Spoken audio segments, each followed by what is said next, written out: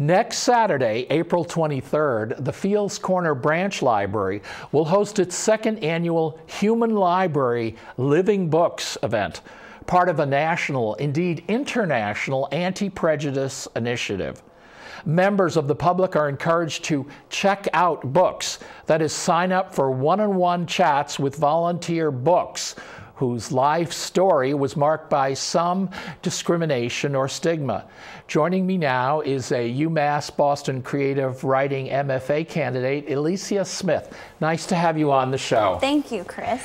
All right, tell us a little bit, first of all, how Human Library Living Books got started. It was in Scandinavia, right? Yeah, it was a Danish youth organization called Stop the Violence back in 2000 that just organized this event, kind of had little hope for its success, and then it exploded. Now, it's here in the United States.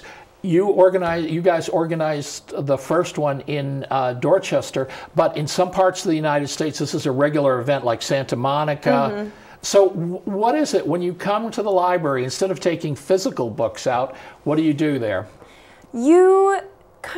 We have human books stationed at tables, and you would come and you would meet me first. Of course, I'm in everyone's face right away, welcoming them, getting them excited. And what I have available at the table when you come and check in with me is the book titles and then a little bit of information about them, what you might see on a dust jacket in a library, just to give you an idea of what you're encountering when you check out a human book. And you would select your book based on their title and their dust jacket, and then someone would lead you to a table where the book was sitting, and then you would have a conversation. So it's basically chatting with someone who has experienced some sort of stigma or discrimination, but it's a two-way conversation. It's not there just me saying, a person saying, oh, I'm a veteran and I have PTSD. He or she would encourage the person to say, now, do you want to say anything about trauma in your life? Exactly. So it's an excuse really to get a conversation about that, right? It's a dialogue. It's actually really fascinating, and we learned this, through trial and error. We organized it with very little resources and didn't know how it would turn out, and we're amazed and blessed to discover that people really want to talk to other people. And so it doesn't end up being this human book giving like a kind of monologue spiel about what they've gone through.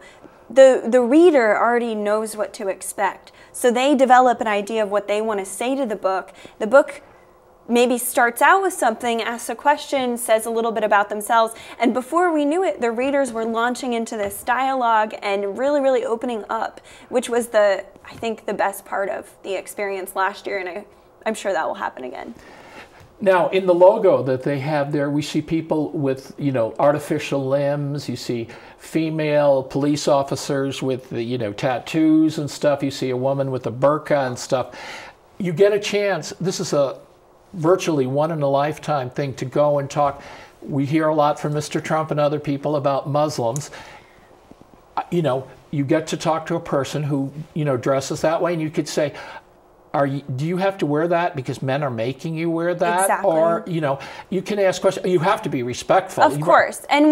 And that's actually something that I do want to address, is that we do have a kind of safe word situation, because we don't want to put our books in a place where, they might feel vulnerable, and we want them to feel safe, and we want our readers to feel safe. So if at any point the conversation is uncomfortable for either party, you simply say, this book is overdue. And then a volunteer simply removes the reader, and everything's fine. And it's not, and we actually, I've never had that happen, and in my reading about other human libraries, that has very rarely ever happened, because people know. Because you filter out people Exactly. at the beginning. If there's somebody that really looks like they're in there just to cause trouble, because the books are just going through.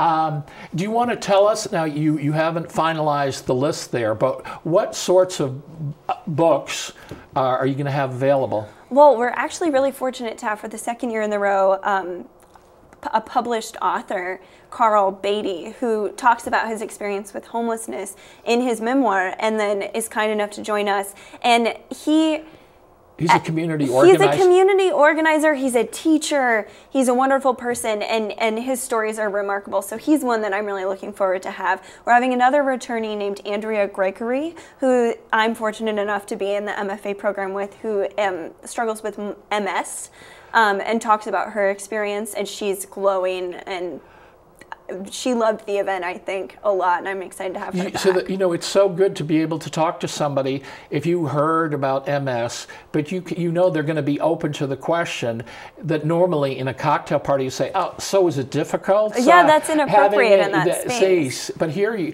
they're open to the questions, and they're not going to be offended by someone who's honestly curious about them. But you have a variety of, now some people are invited to bring their kids, right? Yes.